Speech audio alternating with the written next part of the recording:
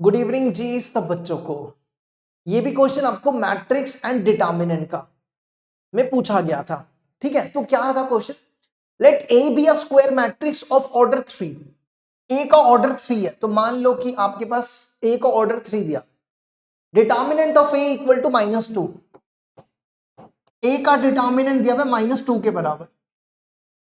ठीक है, उसके बाद दिया हुआ इस पूरे का डिटर्मिनेंट इसके बराबर।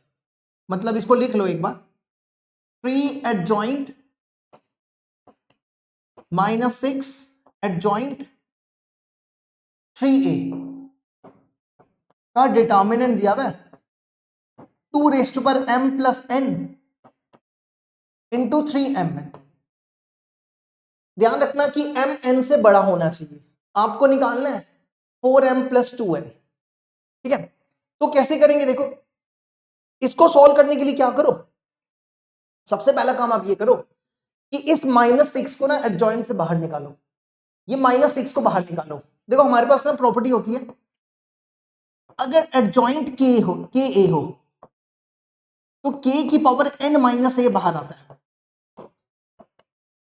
ठीक है, और यहां पे जो n है वो 3 है, तो ये बनेगा k की पावर 3 - 1। 3 - 1 कितना हो जाएगा? 2 हो जाएगा। समझ गए? तो मतलब यहां से -6 का स्क्वायर बाहर निकालो।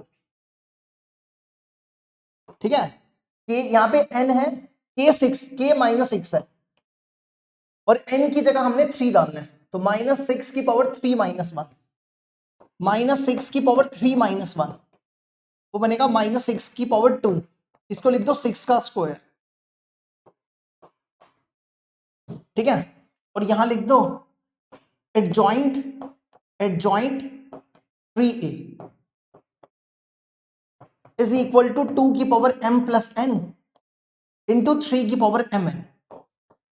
अब इसके बाद क्या करो, इसके बाद ये प्रॉपर्टी लगाओ, k a का डिटर्मिनेंट हो तो k n बाहर आते हैं। n हो गया ऑर्डर, तो k n बाहर आते हैं। ठीक है, तो n यहां पे 3 है, तो अब इसको k पढ़ो तो ये पूरा बाहर आ जाएगा। और कितनी पावर लगेगी? पावर में 3 लिख दो। पावर में क्या लिख दो? 3 लिख दो। तो देखो, इस पूरे को बाहर निकालो, 3 × 6 का स्क्वायर बाहर आ जाएगा, और पावर में n कितना है? 3 है। अब पीछे बचा adjoint 3a is equal to 2 की power m + n into 3mn। ये ऐसा बन गया। देखो अगला स्टेप क्या करो, इसको लिख दो 3 का क्यूब। देखना जरा, इसको लिखो 3 का क्यूब इंटू 6 की पावर कितना हो जाएगा? 6 हो जाएगा, है ना? 2 3 6। इसको लिखो 3 का क्यूब, इसको लिखो 2 × 3 की पावर 6। तो ये बना 3 की पावर 3, 2 की पावर 6, 3 की पावर 6। तो ये बना 3 की पावर 9 इंटू 2 की पावर 6। ठीक है, इसके बाद क्या करो, एडजॉइंट ए की प्रॉपर्टी हो का डिटर्मिनेंट क्या होता है? डिटर्मिनेंट ऑफ ए n - 1 का स्क्वायर। ठीक है, तो यहां पे a की जगह 3 है, तो इसमें a की जगह इधर लिखो, a की जगह 3 है, और n कितना है? n यहां पे 3 है, तो 3 - 1 का स्क्वायर इज इक्वल टू, ठीक है अभी देखना तो देख लो, एडजॉइंट 2 की पावर m + n इंटू 3 की पावर mn। चलो अब इसको बस सॉल्व कर लो, आंसर आ जाएगा।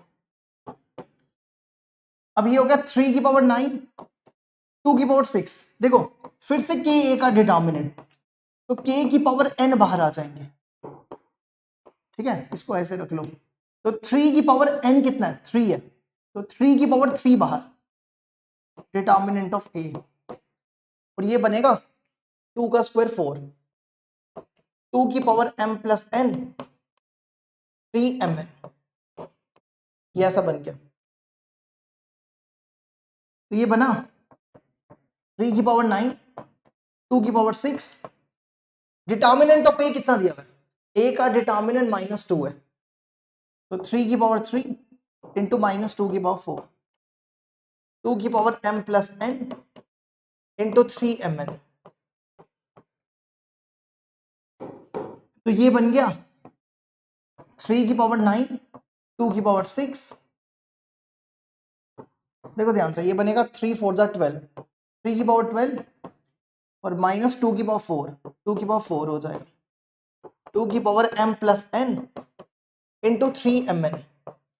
तो इसको लिख दो, पहले देखो 2 की power 10 into 9 plus 10 21 equal to 2 की power m plus n into 3 की पावर mn।